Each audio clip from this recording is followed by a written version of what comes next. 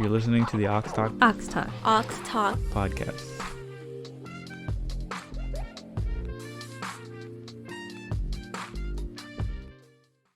Hey, welcome back to the Awks Talk. I'm your host, Shahano. And today, I'm alone doing another solo episode. Last time we talked, it was about the fear of failure and your comfort zone and all that kind of stuff. Today, I want to get a little bit more personal, I guess, and talk about fatherhood. So yeah, let's just jump into it, I guess. Today, my setup's a little different. I'm actually streaming this live right now. So if I get a little distracted with chat, I mean, there's no one watching. You know, I'm just saying. If there does, people do join randomly, and I'm answering some questions, that's probably why. But for the most part, it's just going to be me. Episode's probably going to be the same. But just in case there's something that seems a little weird, and if I decide to leave it in the video, that's why. Okay, so I will be creating a Awks Talk streaming account for itself. Right now, I'm streaming on my personal account, which is the Vingstar account. Yeah, so today we're just gonna be talking about fatherhood. And I wanted to, before I even thought of this idea or wanted to do it, I was trying to think whether I should look up statistics and look up facts and even watch other people explain their experiences with fatherhood. And I was just kind of nah, I didn't want to do that. I was like, let me give my own opinion about my journey being a father and my kind of experiences and kind of what I think, and then maybe later on we can talk about it. So first I'll probably sort of as a rubric or whatever, I'm going to be talking about my experiences first, and then kind of what I think, and then towards the end of the video I'll talk about whether I'll give you my opinion on whether I think the system is failing fathers or not. Maybe they are, maybe not, but I'll tell you what I think personally, and I'll give you some personal experience and backstory behind it too. I don't know, I guess I should talk about my father too, and my experiences growing up with a father. So my father was, I would say, amazing, and he taught me a lot of really good values early on. And there was a point, and I feel sorry for my siblings, because they never got to experience what I did in my father, because my father became an alcoholic, and he was always a narcissist, but with alcohol his narcissism kind of just became exponentially more aggressive,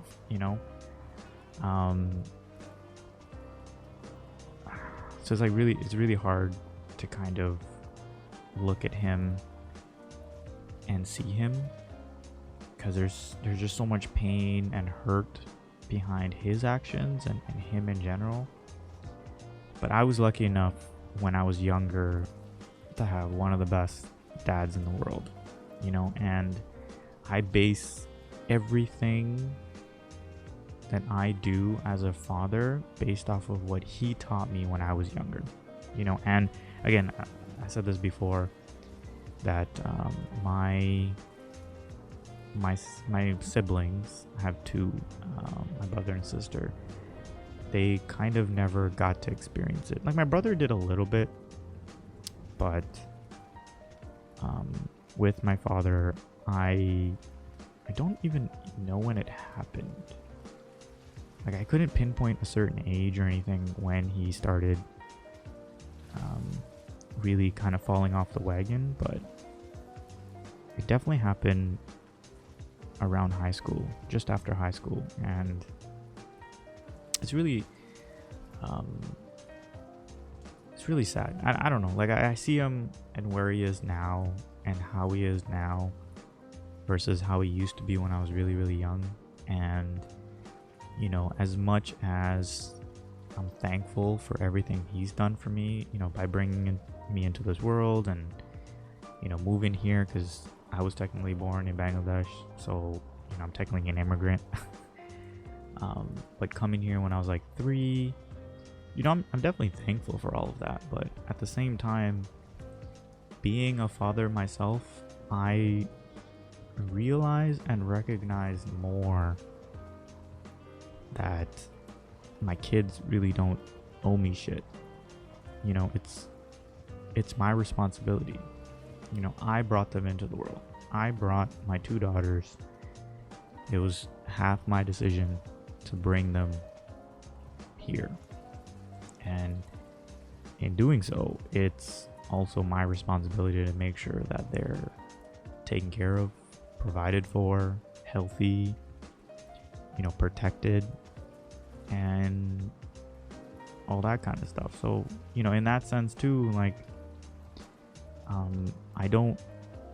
I have that sense of thanks and respect, because that's just how I was raised. You know, I was raised to have to respect my parents and all that kind of stuff. But yeah, being a parent myself, being a father, I realized, you know, respect is kind of earned, you know? And kids are crazy creatures, and, you know, especially in 2021 and moving forward, they're only gonna get more advanced. You know, like being a father, I realized that, yeah, my kids don't owe me anything. You know, I chose to bring them into this world. You know, I chose to have them here, and I'm choosing to love them, and I'm choosing to give them freedom and happiness on my end, and that's what they deserve. You know, I mean, obviously I believe in discipline as well, but you know, it's so weird, because I see so many parents that dehumanize their kids, you know, and that's a big problem that an older generation has. And, you know, I'm not that type of parent.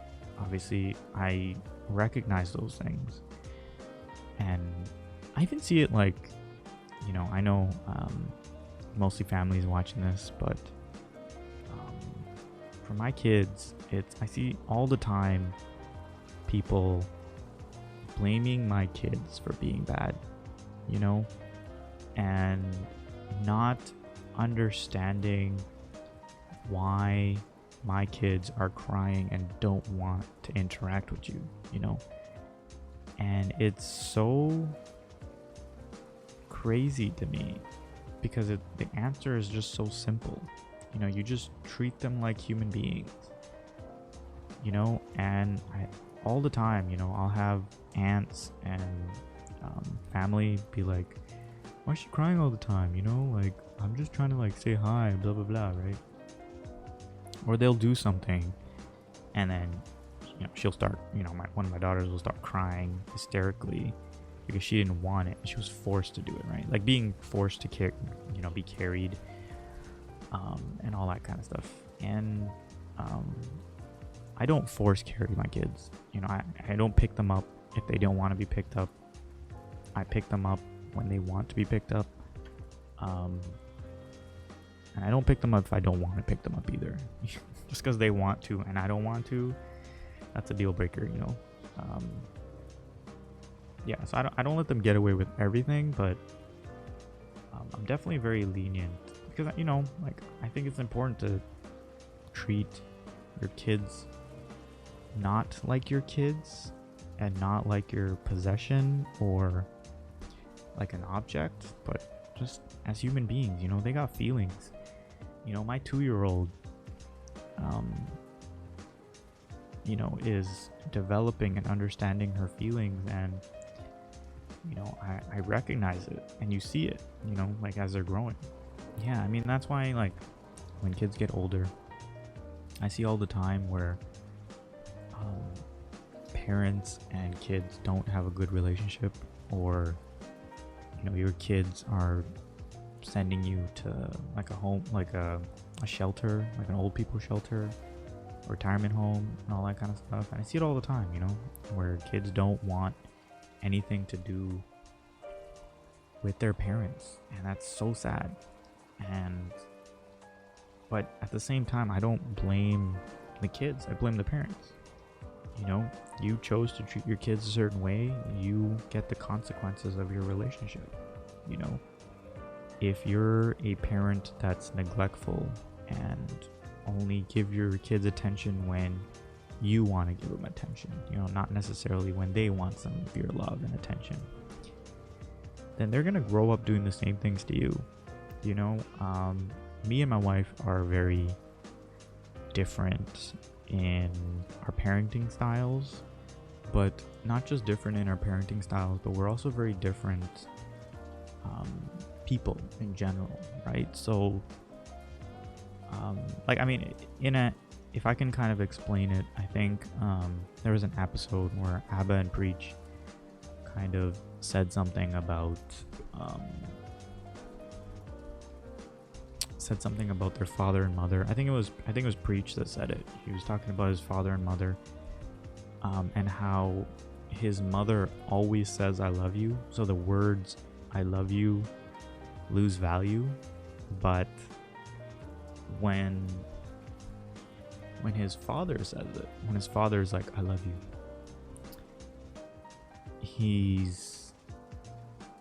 it's really heartwarming, and it's kind of like impactful and powerful because his father doesn't say it, and that's me and my wife. My wife is the one that never says "I love you,"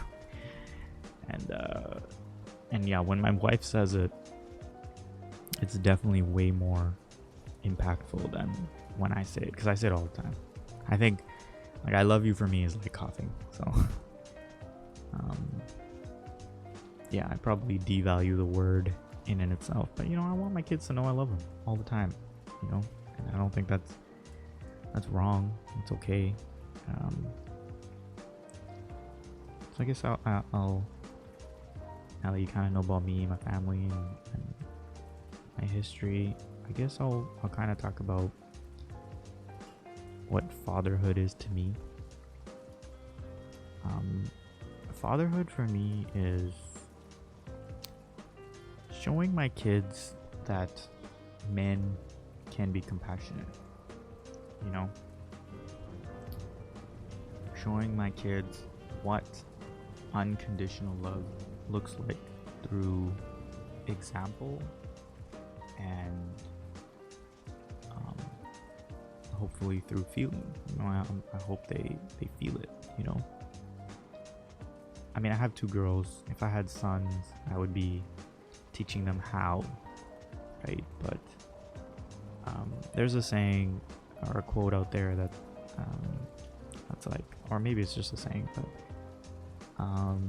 and it's basically like we either become our parents or we date our parents when we get older, and with that idea in mind, since I have girls, I really want them to know what a healthy relationship with a male feels like, and what unconditional love looks like, so I hope that when they get older and start dating and all that kind of stuff, they recognize these things and don't fall for, toxic men and people and all that kind of stuff, and they stay in healthy relationships and have healthy behaviors and understand their boundaries and what is important to them and all that kind of stuff, not just that, but like pushing them, not physically but like giving them a sense of drive and purpose, teaching them how to survive in society, the differences between right and wrong, but having no fear. I think fathers in general are the best at pushing their kids, teaching them how to be brave. I think bravery and overcoming fear is something that fathers mainly excel at, and I don't really want to compare like mothers to fathers or anything, or say anything's better than the other. I think having a mother is just as important as having a father. Actually, maybe I'm a little bit biased. I think having a mother is a little bit more important, but I didn't say that, okay?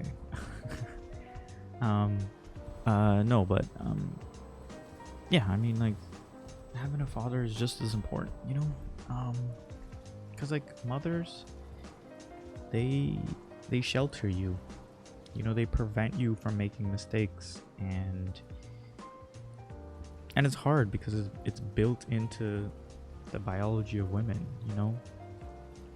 and I don't want to generalize and speak for everyone. I know that's what I'm doing right now, but biologically, and the way female hormones work, women are there to protect their kids with ferocity, to protect their kids and make sure they don't get hurt, and make sure they stay home and be close, whereas I think fathers are not the exact opposite. They have all that, but there's a sense of allowing your kids to fail, like you see movies, it's very stereotypical, but there's truth in every stereotype, right? And it's the fact that when you see movies and you see the father teaching the girl or the son to ride a bike, and I'm not saying women can't do that, but I think women have a harder time letting go of the bike when they're, doing the two-wheelers for the first time, right? Whereas fathers don't. It's not that they don't care, but it's easier for us to let go because we know that they need to kind of learn through mistakes, be brave and just do it, and get out there and push yourself, to be better. And I think that's what fatherhood is, creating men and women that strive to be successful, that don't have fears, or at least it's because I guess speaking about fears a little bit, it's easier to conquer a fear knowing you have a support system, someone behind you, like the same idea behind letting go of the bike, right? It's the fact that we let go, but you don't know, so you think we're still there, so you're riding that bike with full confidence, until you look back and you're like, oh shit, you let go. But I mean, it's okay, we're okay to let you go and allow you to push forward on your own and become your own person, right?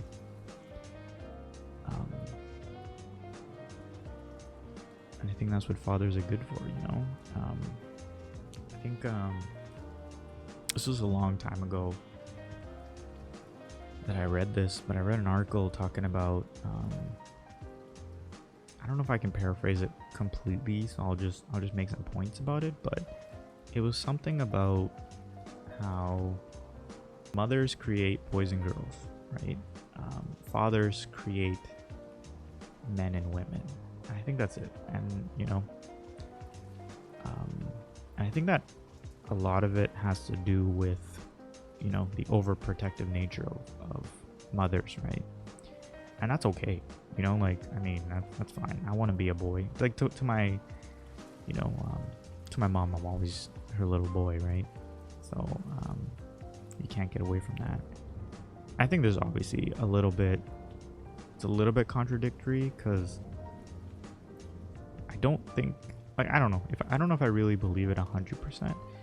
I think mothers definitely create boys and fathers create men, but I think the same applies the opposite way. Fathers create girls and women, and mothers create women. I think that makes more sense to me in my mind, because as a father, we're kind of building our son in our image, and I think women do the same thing with their daughters, right?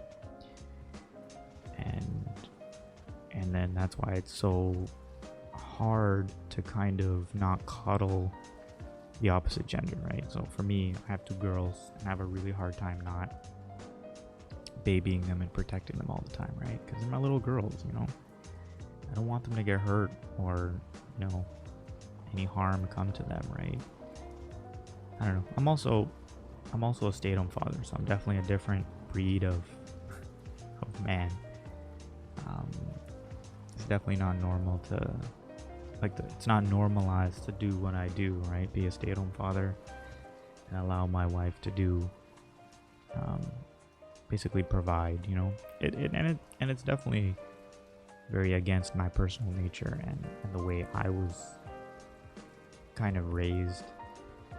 So it's definitely something hard for me to, and I think it has a lot to do with feeling accomplished, and I think because of the way school systems are and just the way men are raised, we're so goal oriented, and we like to see accomplishments and stuff like that, and not necessarily accomplishments. We like to see our efforts kind of fruit,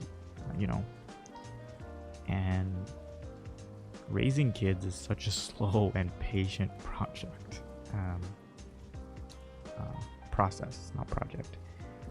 And so it's really, sometimes it's really hard to see kind of it's really kind of hard to see the good you've done.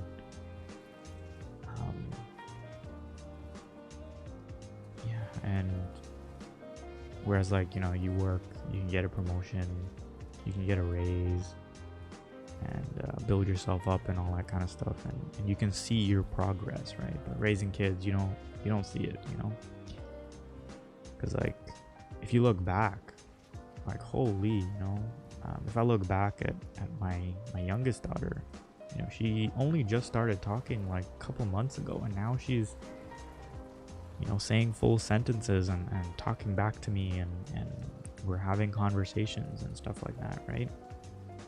So it's very different. They grow up real quick, but at the same time, you kind of don't know what you did. It's how much of it was me actually teaching them, and how much of it was did they just pick up on things naturally, right? So yeah.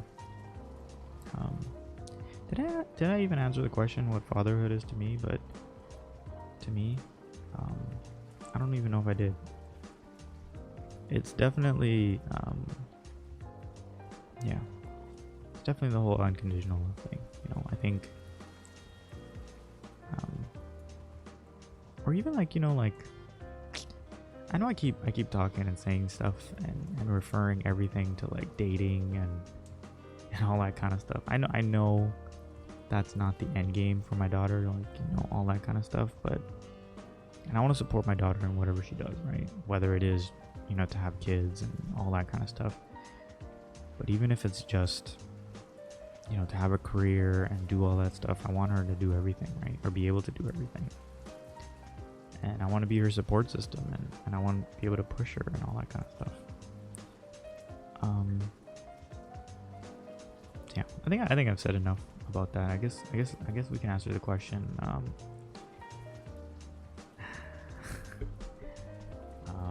I gotta sit back for this one. You know what? I'll take a little drink too, because now we're getting a little political, I guess.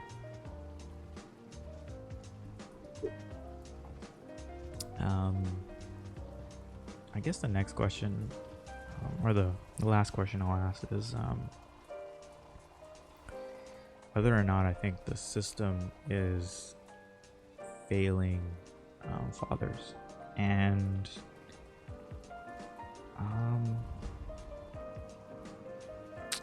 it's really hard to, so I guess the next question is whether I think the system is failing fathers. And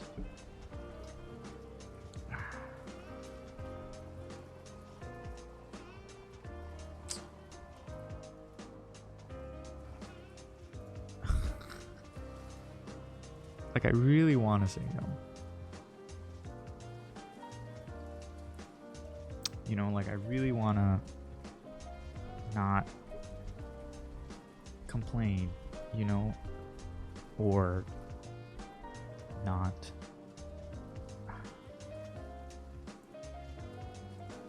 I don't know, I don't want to bitch about it. Right? Because, you know, all the challenges and all that kind of stuff, they're just things.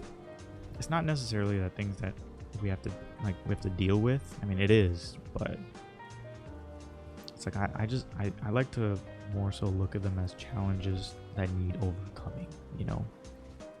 And I just, you know, I just work around it, you know. I do things and trying to fix things around my disadvantages, you know. And I'm not even saying like the disadvantages of regular fathers, you know. Like, I'm a stay-at-home father, so for me, it's the system isn't built for me, you know.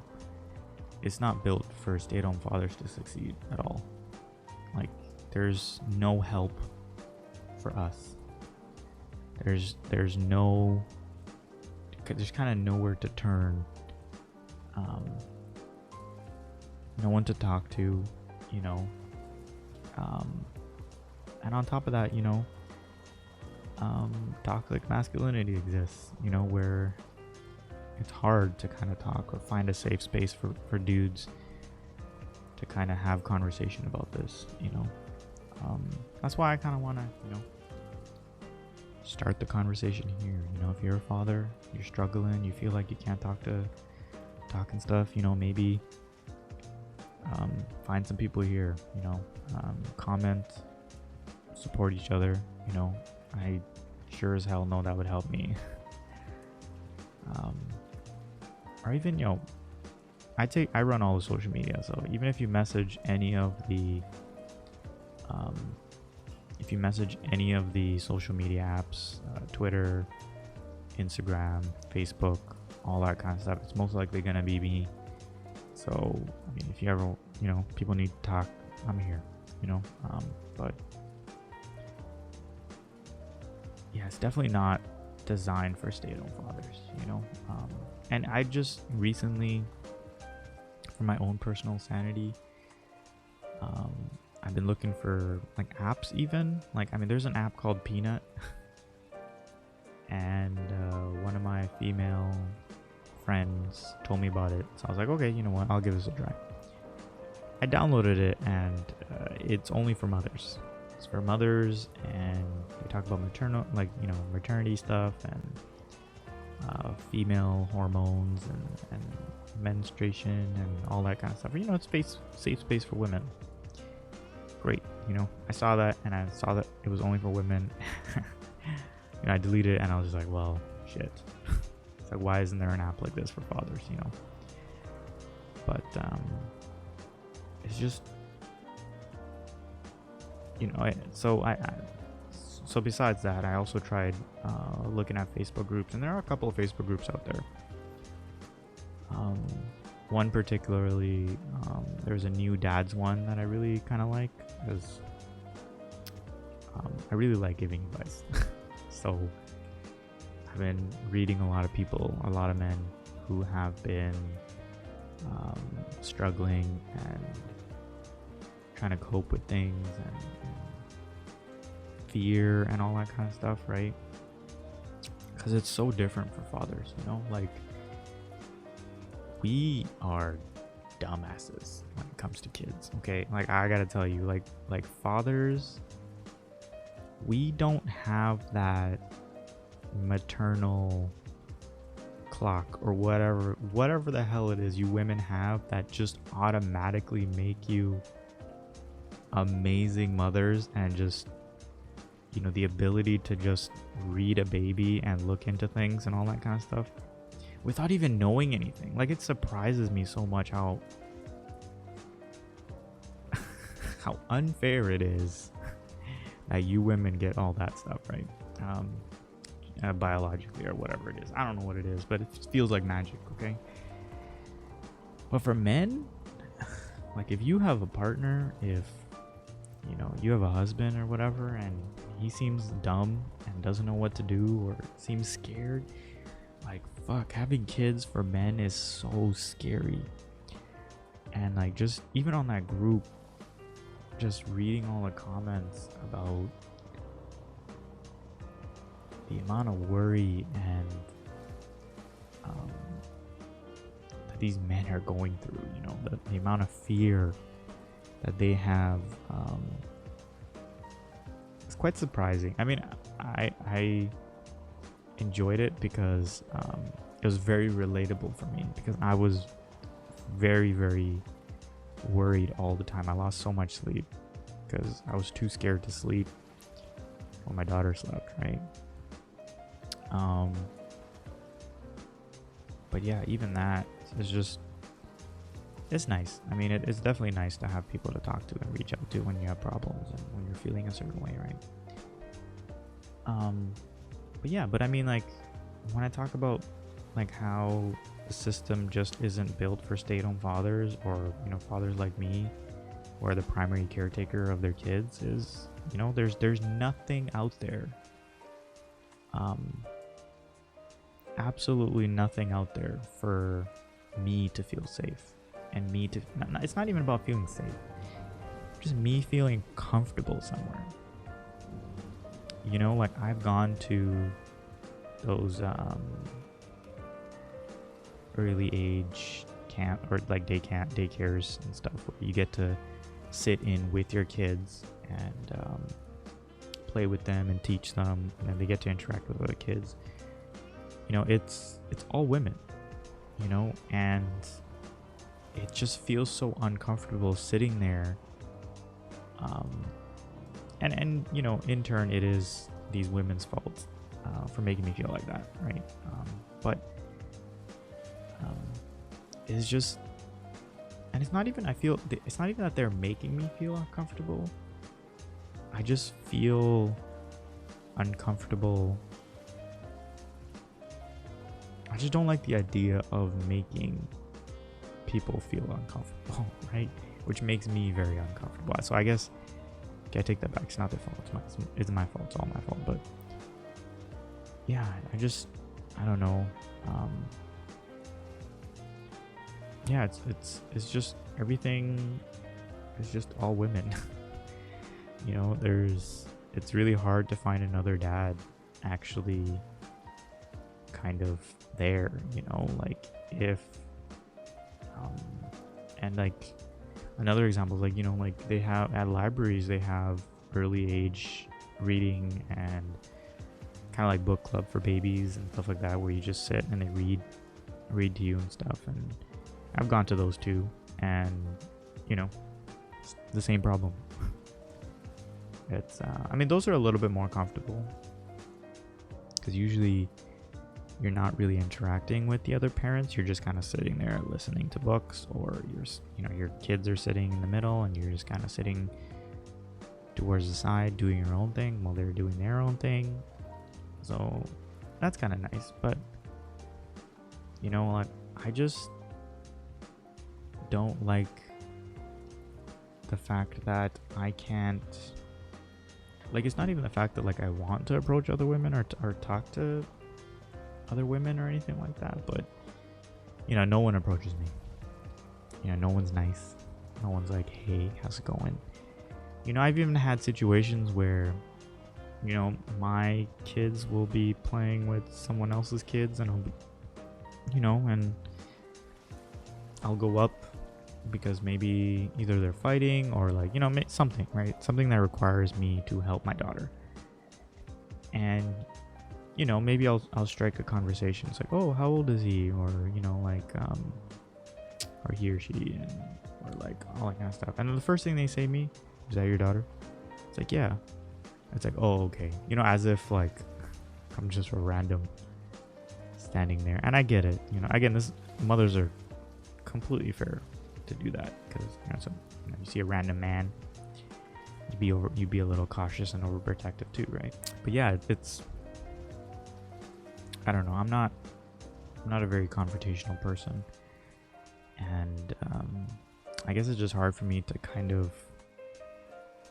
want to climb that barrier that everyone has, you know, just seeing me for the first time.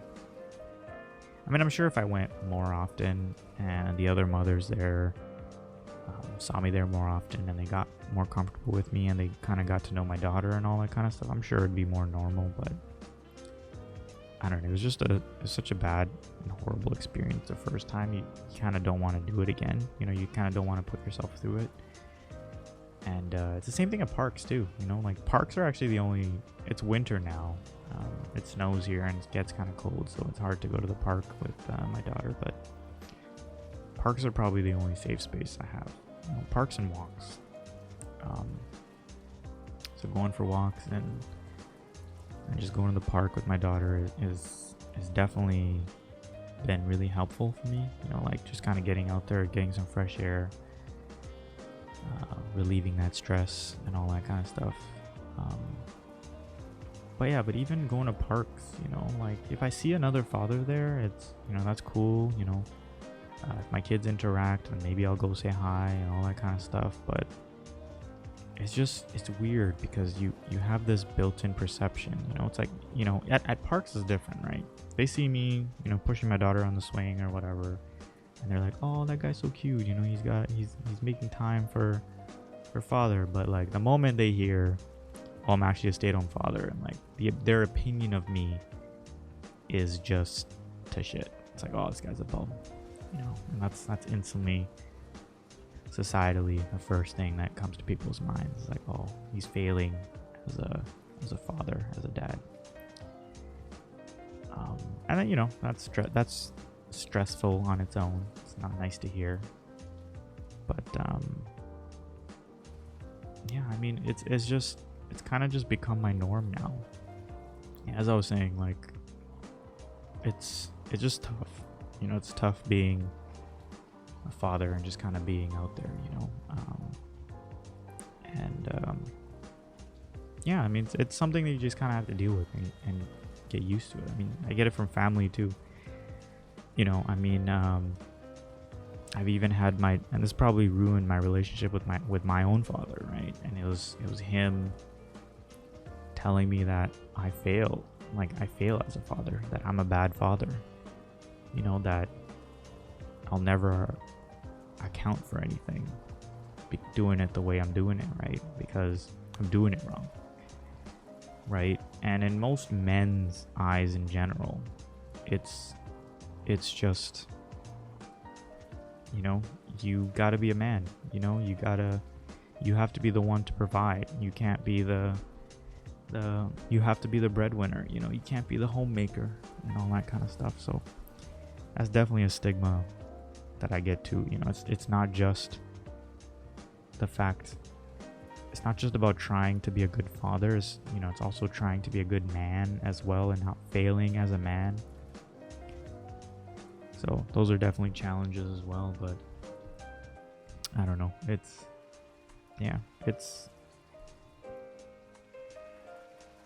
I guess there's just no support system for fathers out there, you know, and it's tough, you know. Like, I know, like, even like when it comes to like doctors and teachers and principals and just people in general, you know, they think I'm a complete dumbass and that I know nothing about my daughters. And so they'll just instantly bypass me and start talking to my wife, right? They won't even, I'll give you a great example, actually. So I applied for my daughter's school, and because I am the stay-at-home parent, I am the one that, I'm the primary emergency giver, right? Or the person that gets the information, that all goes to me, right? The person they're supposed to call if there's an emergency or something happens is supposed to be me, because I'm the first response. And my wife is the second, and my mother, my first daughter's grandmother, my children's grandmother, is the third, right? So I'm expecting all these phone calls, I'm expecting emails and all that kind of stuff, and they just literally bypass me. I don't even get emails anymore. It blows my mind that because I'm just listed as the father that I won't get emails and or phone calls and stuff like that. So like that's the bias, you know. It's just go to the doctor, you know, like there's a level of bias there as well, you know. I wouldn't call it like sexist or anything, but even when they're asking about my daughters, like their health and how they're doing and all that kind of stuff, and my wife makes sure she's at every appointment, right? And you know, I'm the one answering these questions, and I swear to God, I'm having an hour conversation with this doctor, and not once, even though I'm the one answering all the questions, not once did she direct any of the questions towards me. She looked at my wife and she asked her all the questions, even though I was the one answering all of them.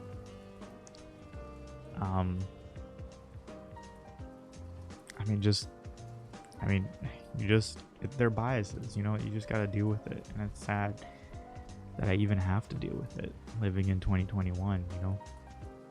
But again, like, my situation isn't normal, right? Like, I'm not the normal father. The normal father is, you know, at work, sacrificing his relationship with his kids, you know, sacrificing time and all that kind of stuff to provide, you know, for their kids. And, you know, I don't know. I don't even know, like, what to say about that. To kind of summarize what I was saying is, for sure, I think for sure the system isn't built for stay-at-home fathers. I think the system in general is failing fathers. And you know, it's just, I mean, I'm not even talking about child support or like, I'm not even talking about child support or like any of that kind of stuff, you know. Like, that's a whole different legal cookie, you know, that I don't even want to tackle right now.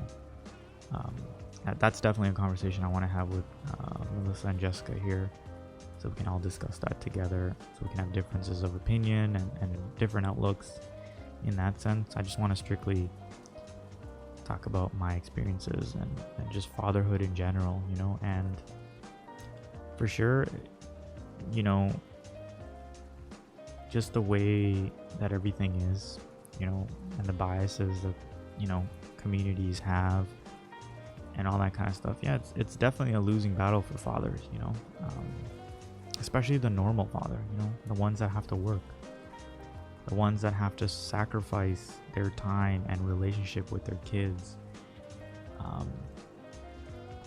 to make sure that they have a home and they have food on the table, right?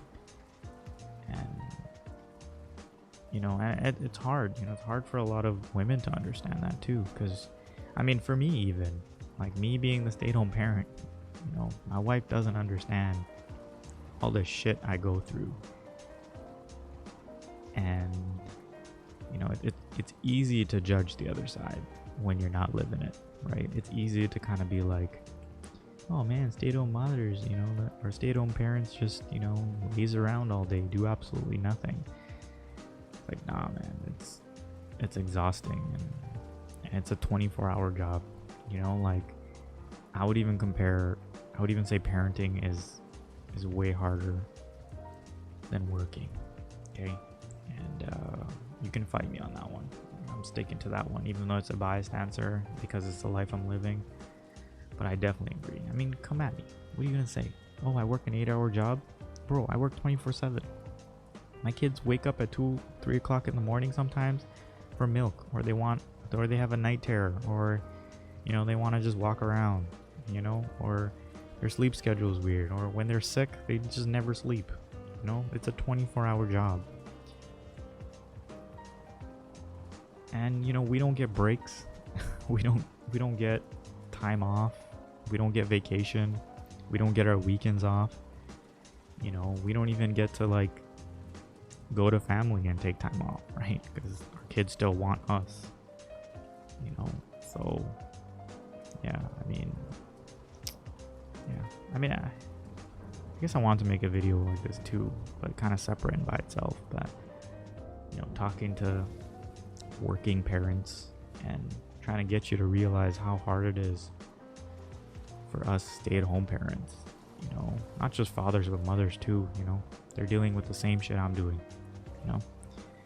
Obviously they don't have to deal with the societal judgment and all that kind of stuff, but they're still dealing with all the same shit, all the same amount of work, all the same amount of depression, all the same amount of tiredness, all the same amount of stress that I go through, women go through too. It's the same thing. And yeah, man, it's tough. It really is.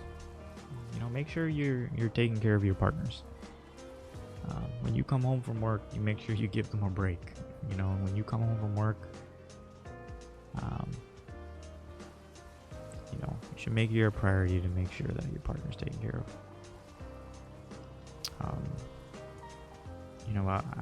I guess we're getting more into just parenting in general, but number one rule that I always tell people and other parents, and even myself, I forget to tell myself a lot of times when I'm telling other people advice, but to take care of yourself first. Take care of yourself and your mental health, and then only then will you be able to take care of your partner and your kids. And taking care of your partner and your relationship is second. Your kids are third. And I know that seems really harsh, and I don't obviously my kids' needs, direct needs like food, water, shelter, and all those kind of stuff comes first, right? But after that, everything else, my kids are third. I'm number one. I make sure I take care of myself and my mental health, and I make sure I'm good so that I can be a good father to my kids and I can be mentally healthy. And I'm not going around doing things that are emotionally damaging, like resenting my kids or being upset with them for no reason just because I'm stressed, doing things that I'll regret or where I lose control. I always want to be in full control around my kids. I never want to lose that. And the second thing is, making sure that I have a good relationship with my wife. I think that's probably the second most important thing that you can do. Because your kids will grow up in a healthy environment if you and your wife are having a healthy relationship, right?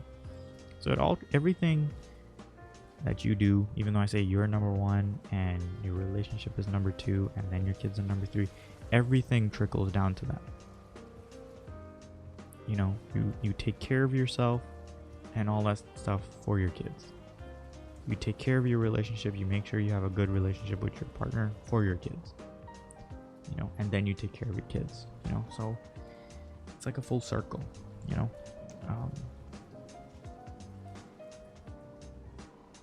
yeah, I don't know what more I wanted to, I don't know if I said this in the beginning of the video, but I wanted to actually do a bunch of research and just watch videos on fatherhood and all that kind of stuff. But I don't know, I didn't want to taint my viewpoint on kind of what I thought about being a father and society and all that kind of stuff, right? It's just, man, I just wanted to kind of just give my own unbiased or not really biased, unfiltered, because I didn't want my opinion or what I thought to be corrupted by information that I thought was more right. you know.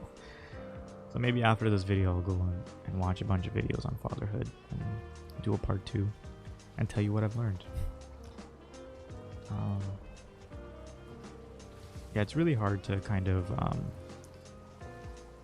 be on, like, do stuff like that, but at the end of the day, you kind of have to do what you do. Well, snap! I got a raid, my first raid. Hello, welcome. I actually just finished up recording a video on my podcast, so welcome. I'm good. How are you guys doing? Thank you for the raid, EXO. You're listening to the Awks Talk Awks Talk podcast.